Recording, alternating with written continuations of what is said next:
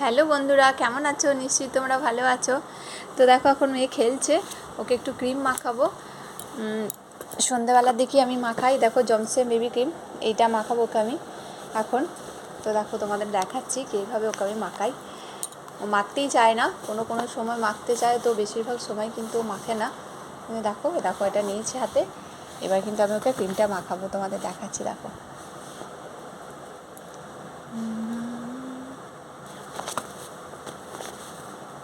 কোনো কোনো সময় কিন্তু খুব ভালোভাবেই মেখে নেয়, আবার কোনো কোনো সময় খুবই বদমাইশি করে, দেখছো মাখতেই চাইছে না একদম।